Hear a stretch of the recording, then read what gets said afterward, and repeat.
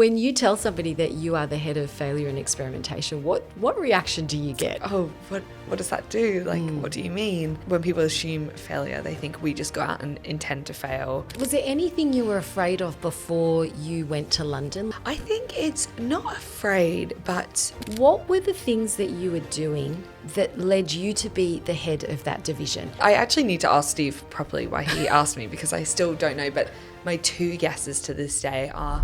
Every beautiful thing you've ever loved was iterated into existence. The room that feels inevitable was the 31st sketch.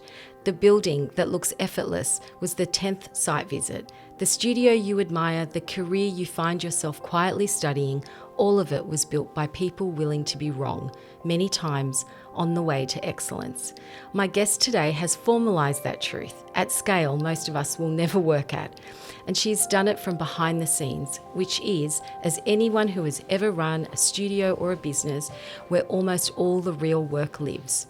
Grace Miller is head of failure and experimentation at FlightStory, Stephen Bartlett's media company behind his podcast, The Diary of a CEO. She left the Gold Coast for London, walked into a small podcasting office in January of 2022, and over the next 4 years helped quietly engineer its rise to become one of the largest podcasts in the world. Her job title is unusual on purpose. Her discipline is rigorous, and her philosophy that excellence is iterated into existence, that failing well is a craft, that the best work is the work you are willing to be wrong about first, is for me one of the most important ideas in creative practice right now. In this conversation, we talk about what it takes to build something iconic behind the scenes, about ambition in the shadow of a very bright founder, and about what moving to London did for her, and about what beauty looks like to a woman who has helped build something enormous. Before we begin, a word about the partner behind this season. Season 3 of Build Beautiful is supported by Tapeti, makers of fine handcrafted rugs and carpets, and our founding partner for the season. I have worked with Tapeti for years across my projects, so this is a relationship I already know and trust. Karina and her team have been true supporters of our industry and our practice, and I'm proud to have them alongside the show. You'll hear a little more from them across the season, always in my own words. But for now, I'm simply glad that they're here with us. I'm Linda Habak, and this is Build Beautiful, where design meets depth. Grace Miller, welcome to Build Beautiful. Thank you for having me. That was so nice. Oh, you're so welcome. Thank you so much for being here. No, it's so exciting. There's so much I want to say. First of all, it's been such a joy watching your sort of rise into this awareness, in socials. And truth be told, this podcast exists because I'm very inspired by what Diary of a CEO does, what Stephen does, the team does. I watch all of you. I read everything. I'm really curious. But he did a post in July of last year. It was a long essay on LinkedIn. And he said, the crux of it was that embarrassment is the price of entry. And that was truly the catalyst and the turning point for me.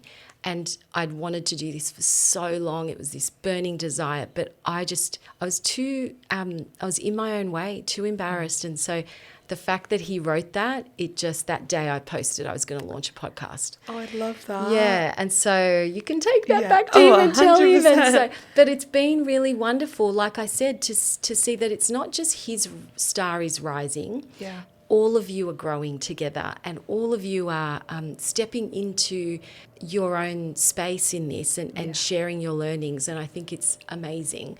Yeah. So thank you for taking time. No, I love when I hear that what Steve shares inspires other people to go and do things and achieve their dreams, or even start something that has been on their mind for a while. And I think that is maybe the coolest part of the job, is seeing other people change their lives for the better, not just consuming a podcast, but going and actually making a change in their life is incredible. And creating, right? And creating something. It's so inspiring. So you have probably the most unusual job title there is in modern media.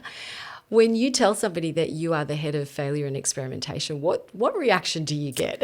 Usually a laugh, and people think I'm joking. Yeah. And I'm not joking at all. And especially I think from more of an older generation, it's always like, oh, what does that do? Like, what do you mean?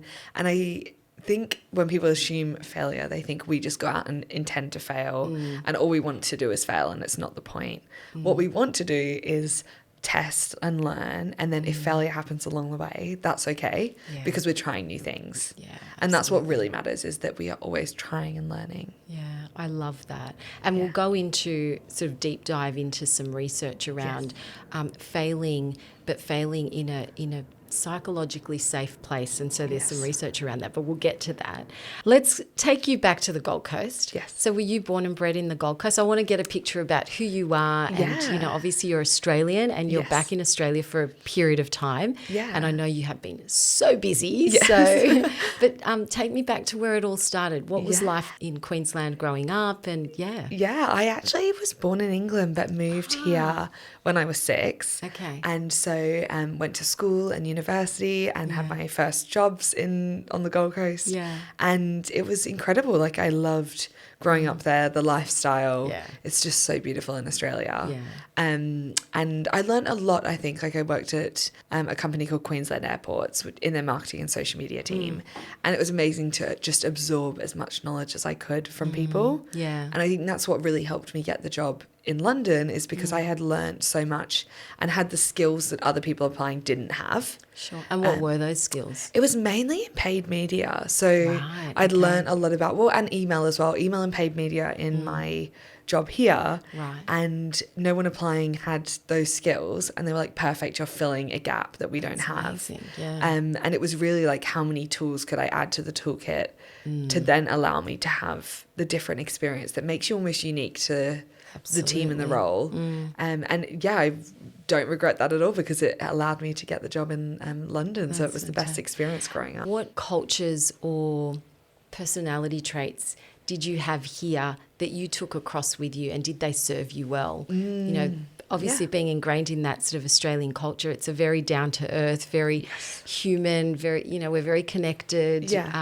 Do you think that served you well when you moved over to London? Oh, definitely. I think probably the two main things were personality, being open and friendly and bubbly, because a lot of English people, I can say it because I'm an English and Australian, but a lot of English people are slightly more reserved or blunt, not in a rude way, just that's the personality. Absolutely, and bringing like a different vibe and culture to the team definitely helped. And then I also think Australians are really hardworking. And we have a lot of Aussies and Kiwis in our team now in London. That's amazing. And they are amazingly hardworking and talented. And I think it's the culture of being raised here, and you have an amazing lifestyle of like work hard, but then also go down to the beach, have a good life and relax. Absolutely. But we have some really good talent from this side of the world over there. Oh, that's amazing too. Was there anything you were afraid of before you went to London? Like any part of you that you had to shed in order to go to London? I think it's not afraid, but actually the hardest part is like, as an adult, how do you make friends when you're in a new country and don't know anyone? But the other side of it was getting out of the culture of kind of like smaller thinking, and like you're in a massive capital city of the world in London, and you realize nothing really matters. Like when I was on the Gold Coast, it was, who's friends with who, or what's happening in their life, and very like small town. It's insular. And then going to London, I'm like, wow, really, it's just go and achieve your dreams and see what happens in the world. And so it sounds like you kind of shed this layer of insecurity almost, or self-doubt. Because I do think in Australia, and I'm turning 50 this year, so I know all about that. Thank you. But I think we kind of have a bit of a tall poppy syndrome, and we're almost a bit afraid to stand up and stand out and be different. And I know certainly for me, even starting the podcast, I just felt really I had to do so much inner work to kind of just put all of those negative thoughts aside to be able to step up and go, I really want to do this, and I almost have to not care what it looks like. And embarrassment is the price of entry 100%. And you just have to push through. Yeah. And so I think being in a big city where you don't know a lot of people, it's so much easier to do that, right? Oh, definitely. And you forget what people are thinking when you're not surrounded by them every day. Yeah. So it doesn't matter when you're in the big city, you can go and do these things and try, and even if you post it on social media, you're not hearing what people are saying. That's right. Whereas it's funny, every single person I met here has mentioned tall poppy syndrome. Really? Which is scary because obviously it's how people feel here. Yeah, and it's sad. Yeah. Because I think I have this idea, I have this thought that I don't talk about a lot. I mean, I talk with certain friends that I trust, but, you know, in a wider forum, I don't talk about it because I'm almost too embarrassed to say it. Yeah. But I'm in the pursuit of finding my greatness. Yeah, and to be able to say that and not feel embarrassed is, and now I've said it, like on a podcast, it's I love it. But I feel like, but I want everyone to feel that, and I want everyone to go on this journey. And that's the thing that I keep coming back to you and the team and Stephen. Yeah. You're all in the pursuit of finding your greatness as individuals and then as a culture and as a business. Yeah. And it's such a joy to see that because it gives others permission. Yes. And we don't have a lot of great examples, I think, here.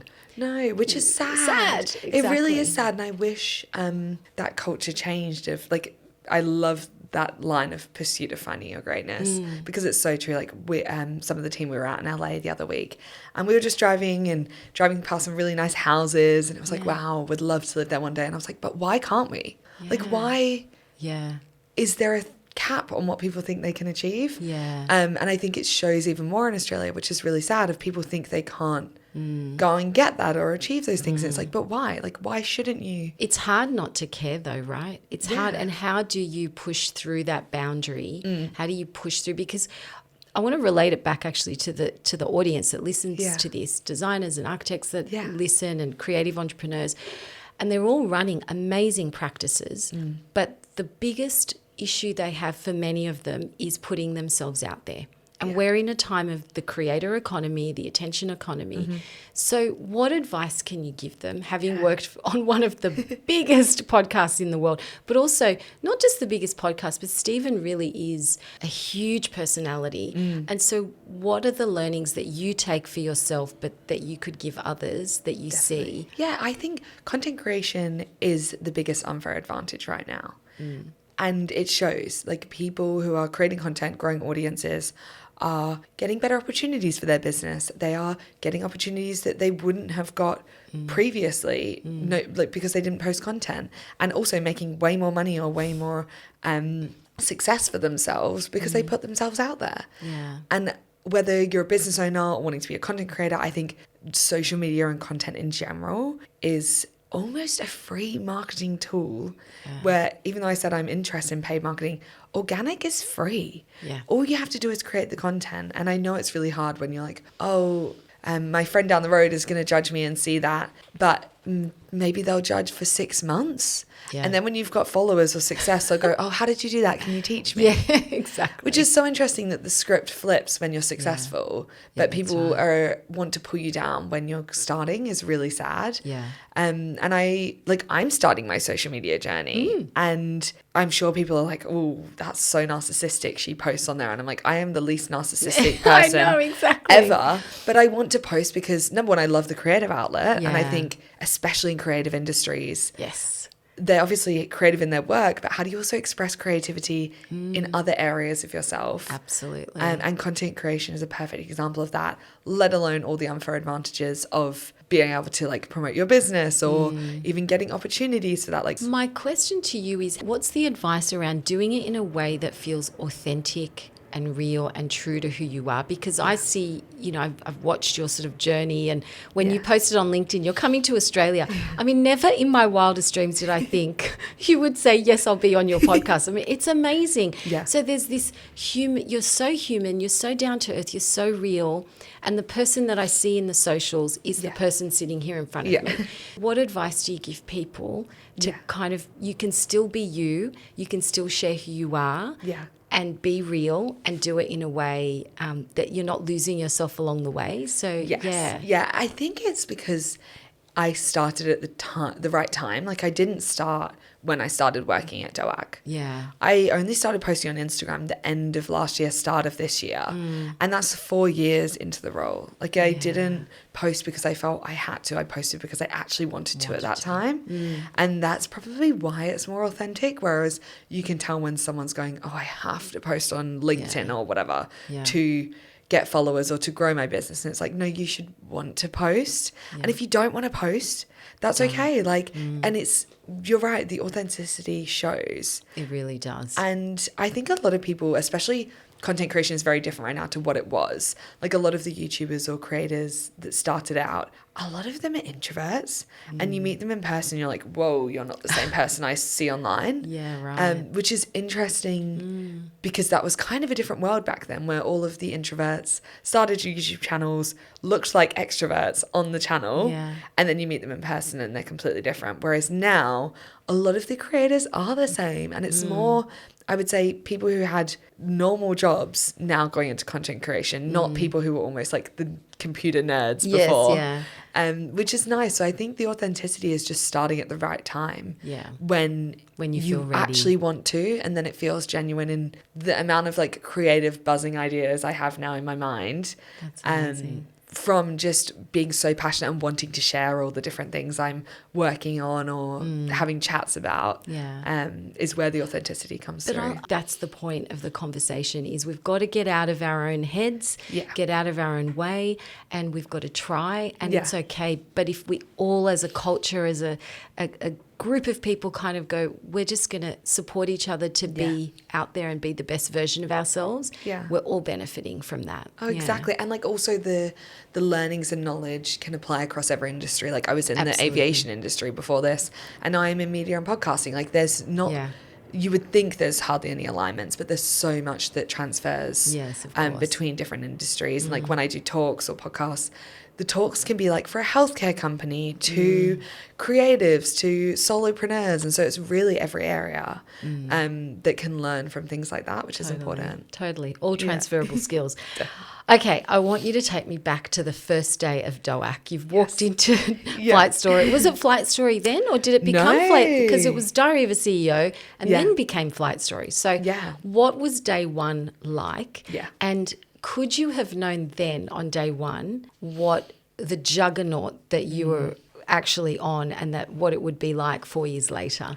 When I walked in, there was only a table of people. That's how small it was. We were all around one table and you could chat and hear each other from every area. Compared to now, we have over 120 people in a multi-story office to give perspective of like where it started and where it is now. It was just the Diary of a CEO and Steve's personal brand. And there was kind of one person in each team, if that. Some people were working across multiple teams. But that was the best part is it was... let's start this and see what happens. And I don't think any of us dreamed where it would go because you just can't see it. Like I think you can, maybe Steve had the dream and ambition of where it would go. He showed a graph recently on a podcast. That graph of YouTube where it just did nothing. And then it just kicked. And there's so much learning and it's so inspiring actually but there's two parts to that for me. It's inspiring, great. But it's the fact that it is that consistency. He talks about it a lot. And I imagine that distills down to the whole team because he's all about culture. So what have you learnt yourself from working in that environment?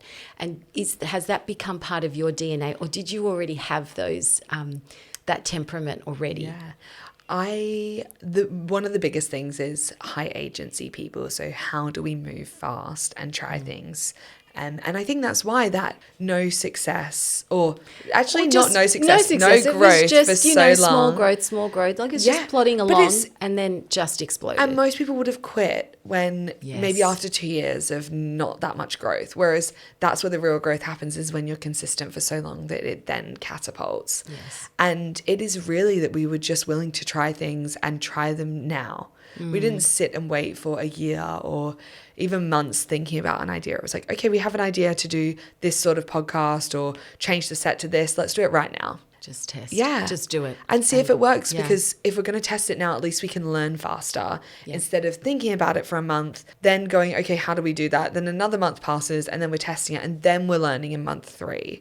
Rather, if we tested it now, we could learn by the end of the week. Yeah. It's like learn fast, fail fast, and everyone's on the same page with it. And you can see it. I mean, and that's the conversation that you hear Stephen talk about, building that culture, and it's so evident in everyone that I follow from FlightStory now. It's a really sort of strong theme that comes through, which is amazing. Yeah. I want to take a moment to come back to our founding partner for the season, Tapeti. If you don't know them, Tapeti makes handcrafted rugs and carpets for residential and commercial interiors, and I've worked with them for years through my own studio. What I love is that their work never feels like an afterthought. A rug can ground a room, soften hard architecture, bring warmth underfoot, and give a space the sense of calm and completeness we're always chasing. But it's more than a product. Behind Tapeti is Karina Gobo, who has built a business around craft, quality, and genuine relationships. And that is exactly why this partnership sits so naturally with Build Beautiful. It means a great deal to have a brand I know, use, and admire alongside the show this season. For more details or to connect with Tapeti, I'll leave their details in the show notes below. Now back to the episode.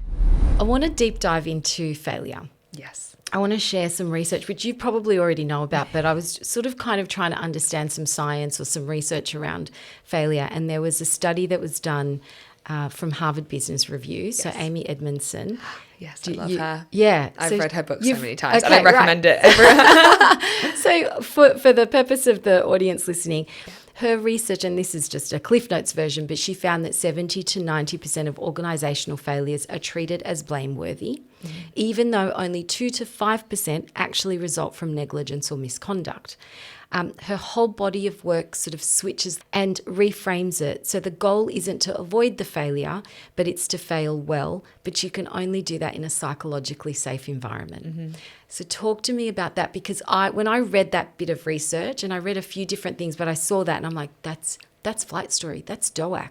Yeah. That's DOAC personified in real life. So can you talk to me about that research and how it applies to how you do your job? And I'd love to kind of deep dive what the daily practice looks like and what the research and the metrics that you're analysing look like. Yeah.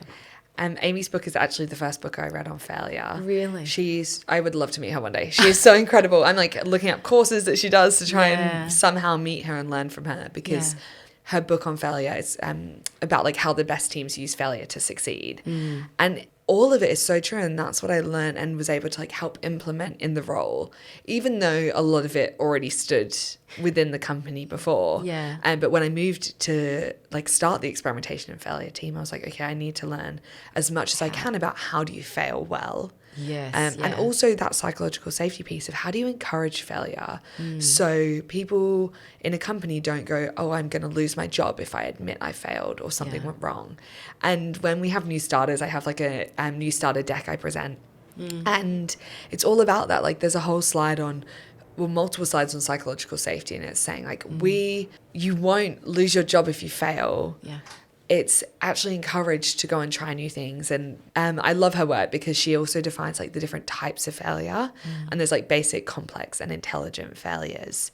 And basic is like an accident. Say I was to smash a glass on the floor, which is a failure and not the ones we want to have. Whereas an intelligent failure is where we're like setting an experiment and parameters, and you have a hypothesis, and you're really going out and saying like, what is the potential of the experiment, and if it fails, that's okay, because I know those are the parameters and that would be my loss. But are you going into that experiment with the expectation that would you do it if there was no potential success, as in you want to test something, you know that there's a greater potential that it'll fail, but you need to test it anyway? Will you go ahead with it even if the reward isn't as great?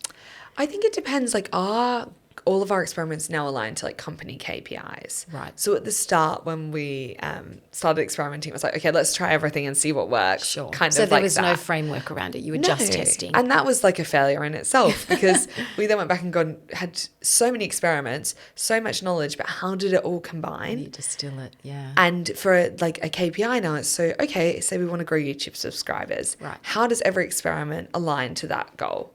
And are we learning something from it that's going to help us get to that goal faster? And so really I would advise any experiment you run has to be towards a goal, whether it is a metric, or I also see learning as a goal. So it could be like, I'm going to learn more about how the YouTube algorithm works. Or I'm going to learn more about how these consumers want to purchase, or even how they perceive my brand. Sure. And so I think what it really needs is that like idea behind it first of what do you want to achieve from it. The hypothesis is what you, yeah. Is there space for intuition or taste, or like, do you have a situation where you're looking at head and heart, or is it really always about the metrics and the science? I'm just trying to understand, Perfect example is, do you follow brand guidelines or do you not follow brand guidelines? Sure. Because I think that's a great one of like, do you go down the creative route or do you go down the science route? And it depends on the situation, I think. Like we always back up everything with data. So happy to go down the brand if that's what wins on the data. But at the end of the day, we want data to win, and that is how you're going to grow. You're not going to grow because an asset looks pretty. You're going to grow because you're using the best asset for the performance of your brand, whether that is on email or marketing. It's like we know the data wins, and the data doesn't lie. I always say that the metrics don't lie. No, the data doesn't lie. Yeah, and I think what's interesting is like brand is amazing, and you stand out, and people know you for that. But at the end of the day, you could have a really pretty brand and absolutely no one buying. Yeah. So what really matters, or no one listening, or no one following. Exactly. And I think Dark is a perfect example of that. Is, does it really have a brand? It doesn't really have a brand guideline. Like you could see a clip and you know it's familiar because of the background of the guest or Steve, but it doesn't have a brand guideline. Like not every font is the same because we experiment with that. Not every style of clip is the same. So really we're open to testing things, and we won't always go down the brand route. We will like really play into the data and what works and what actually succeeds. Yeah, it's really interesting because for me, doing this podcast, it really is a whole new world of metrics and data. And I shared with you, I used to be a media buyer 100 years ago. So I know what data is, because, we wouldn't buy a piece of media unless it was justified. And now our metrics and our data is so much greater. Yeah. But it is a whole learning, and it is hard to stay across. There is so much data, and the challenge of distilling all of that down and understanding it and then creating assessments around it. So I think it's really interesting hearing you talk about it. And I know that, Stephen talks about it in the media as well, but it's great to kind of hear what the framework is around it. Yeah. And I think that can be applied to a lot of different industries, not just to podcasting or social media. Yeah. I think it's important as well, like when you, especially as like a solopreneur or a small team, it's like, how do you make sure you're watching all of the data and how it works and learning from it? I think AI is the best thing for that now, is there's so many tools you can build or tools you can even buy to help you do that. So if like my brother has a social media agency, and he was a solopreneur for a little while, and he has a team now, but he was trying to do it all himself. And he used AI to build those tools to help be able to start that up. And then he was able to hire a team when he had the money. Yeah. But it's really that startup of like, how do you get the like AI to help you? And with the analytics, it's perfect. It can send you every day, like, here's how your podcast is performing, here's what I would change. And you don't have to listen to it, but at least it's there to give you that knowledge. And it's awareness. Yeah, and it saves you the time of trying to go in and go, where do I look in the YouTube back end? It's looking for you, it's pulling that information. And it's summarizing it. Yeah. You've just inspired me. I'm going to go and build an app. And it's really easy, like, to use Claude and build something just to plug into YouTube or any of the platforms, wherever you are, whether it's your email list or to then go and pull that data and say, like, this is what's happening. So you don't have to have people going and trying to like spend time doing it, like take all the admin work away and make it as seamless as possible for you. I know that DOAC or FlightStory have got their own proprietary data systems, Guest Radar, Creator Radar, FlightX, which I assume were built in-house, I assume, or you've worked with someone. How are you finding those systems now in the face of AI. I imagine AI has helped build those, but you could build those, like anyone can build those things now.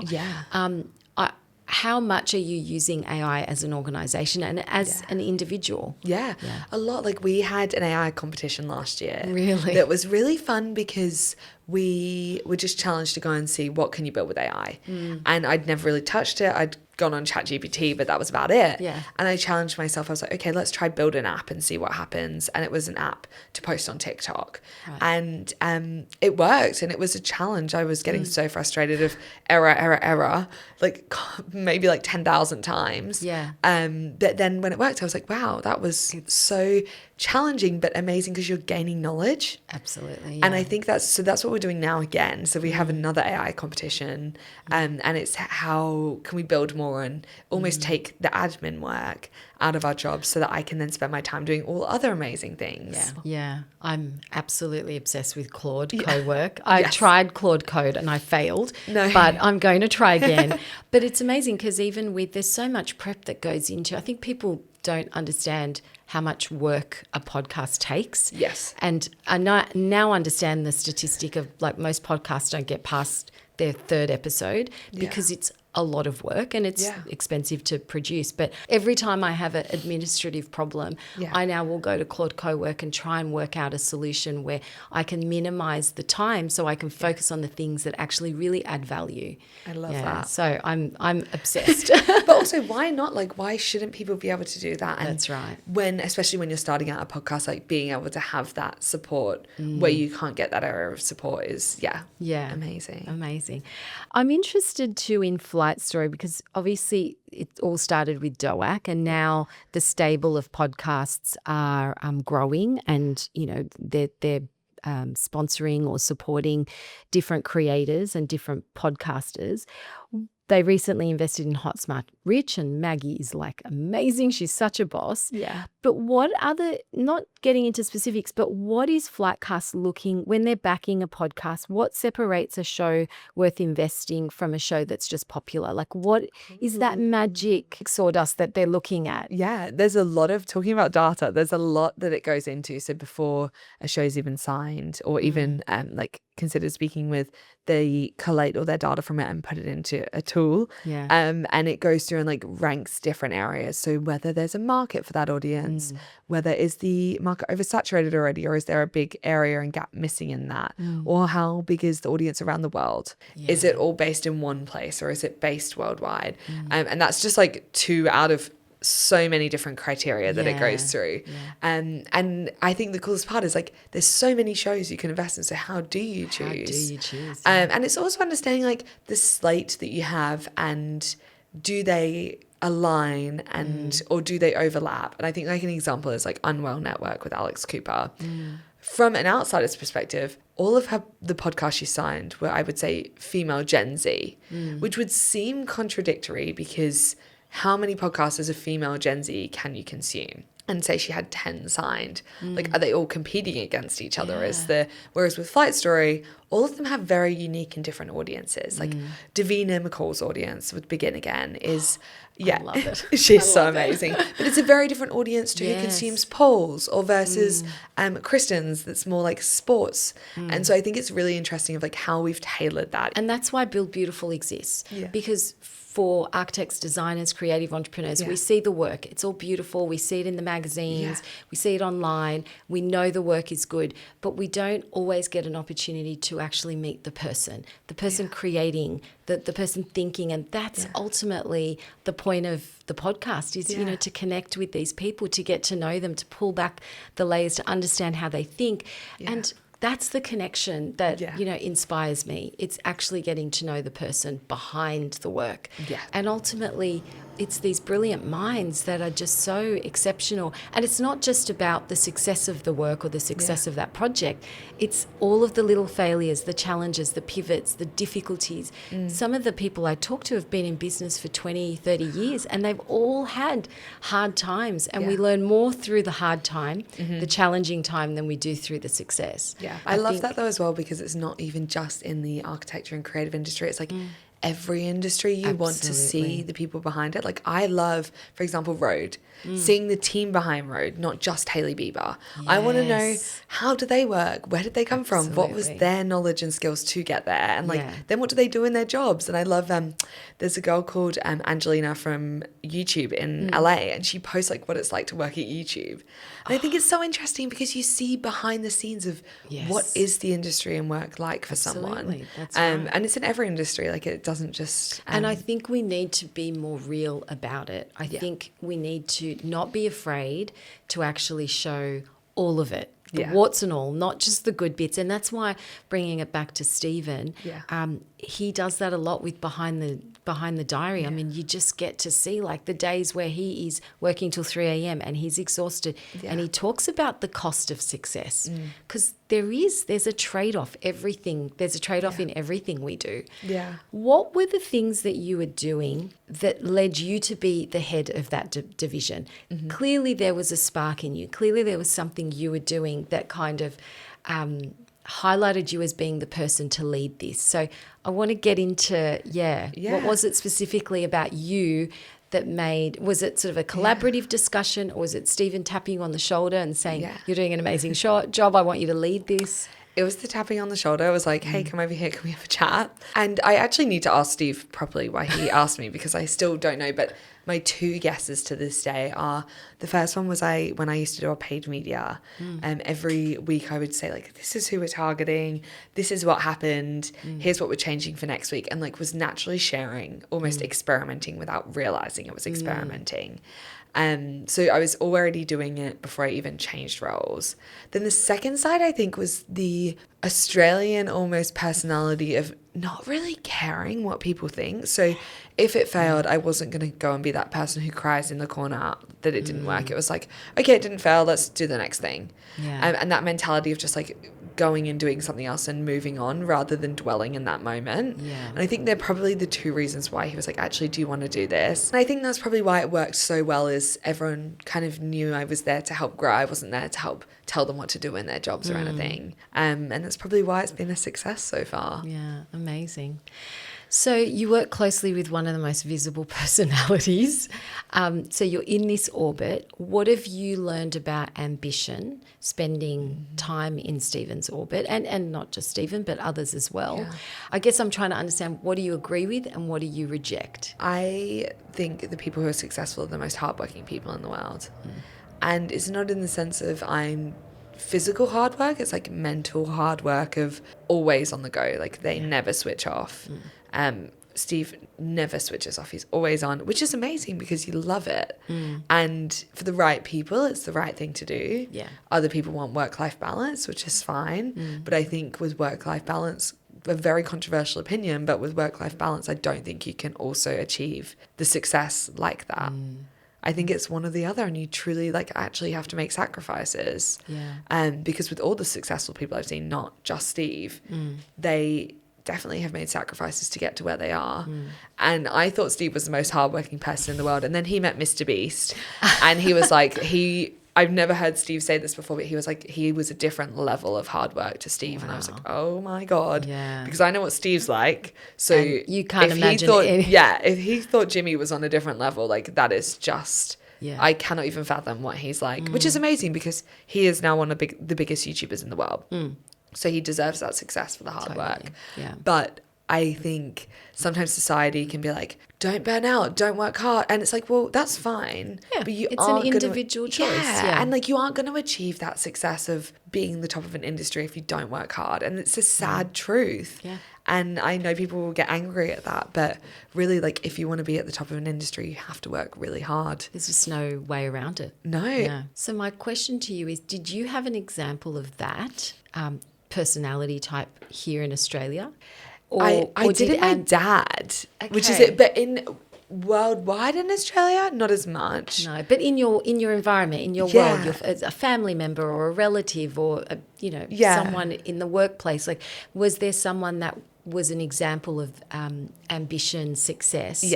Because it's interesting, as I often think that you attract those environments, and I wonder if you subconsciously attracted that environment for yourself in this work environment? Yeah, definitely Steve? my dad, because he's been an entrepreneur my whole life. He's always had his own business. But also he's failed a lot because he was in the travel industry. Sure. And the global financial crisis happened, and even 9/11, like it really, everything affects the travel industry. It's not a great industry. It's amazing and also not amazing. And also not amazing, exactly. But he's had, like, his business failed and he had to restart again. And so I've seen that kind of like dedication and passion. I always remember my dad used to say, like, lay out your clothes the night before, put out your socks, your shoes, everything. And I just thought, why? I was like, why do I have to lay out my clothes? Like, it's annoying. I'll do it in the morning. And really, he was setting me up for the next day, so I didn't have to think about that the next day. I'd already kind of like done something for my future self. And at the time I was like, this is so annoying. But now I'm like, wow, that is a trait that's so important, is to do the hard thing now rather than thinking about it later. I love that. And so, I'm so grateful that I had parents that were really ambitious and hardworking,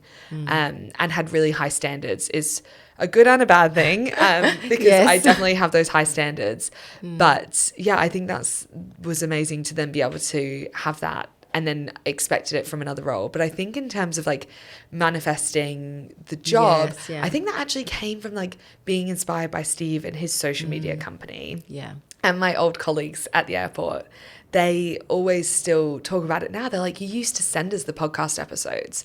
Like, I would listen to one and be like, guys, you should listen to this, because I wanted everyone to develop and grow.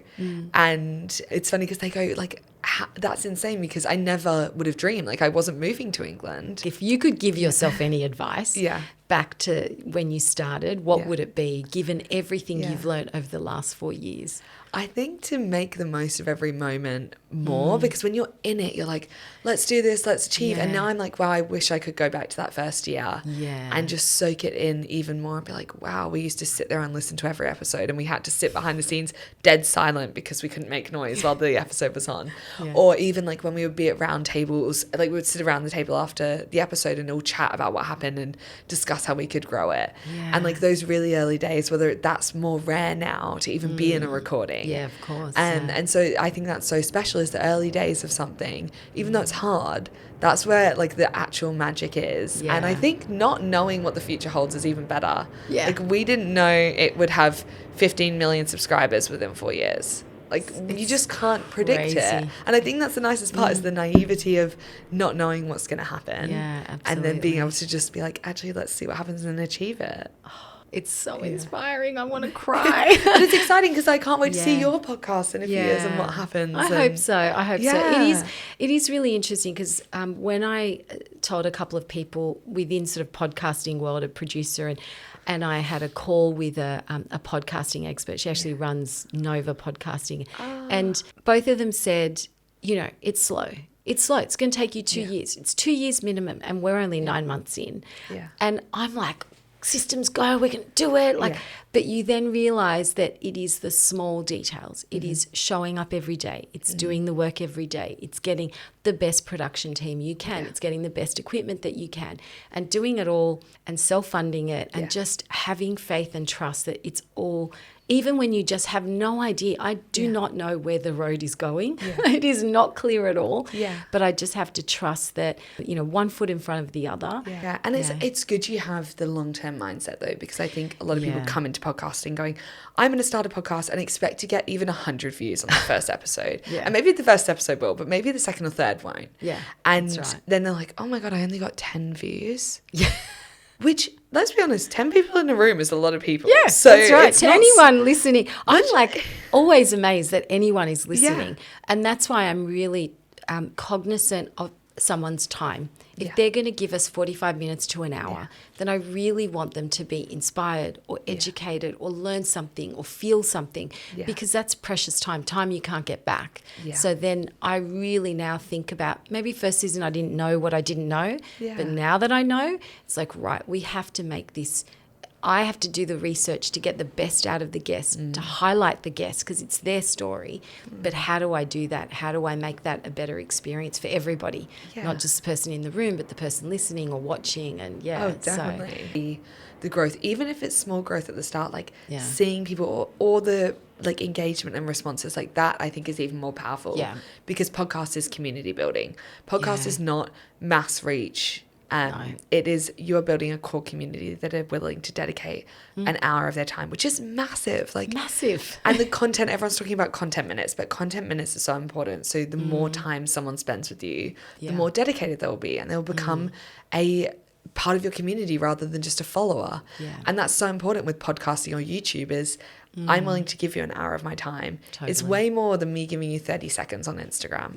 And so how do we create more content minutes with people? Yeah, absolutely. I could speak to you all day. I'm very conscious of your time. I have lots of other questions, but I feel like we've just unpacked so much here. We ask every guest our signature question. We end off with, what does Build Beautiful mean to you? I actually think Build Beautiful means what we talked about before of supporting other people to win and like building people around you up rather than just building yourself. And that is the best thing, like not knowing where and how you will build someone up, but knowing that you're supporting them growing. And that means more to me than just growing myself. So supporting other people around me is... I love it. Thank you. It's like, it's the purpose of Build Beautiful, actually, the podcast. So thank you. Grace Miller, I have loved this conversation. I'm so grateful to you. Thank you. And say hi to Stephen for me. I'll probably watch this. So thank you, Linda. It's so good. Thank you for listening to Build Beautiful. If this conversation resonated with you, I'd love it if you'd follow the show, leave a review, or share it with someone who's building something meaningful. It matters more than you know. Follow us on Instagram at Build Beautiful Podcast. Until next time, keep creating with intention, and together we build beautiful.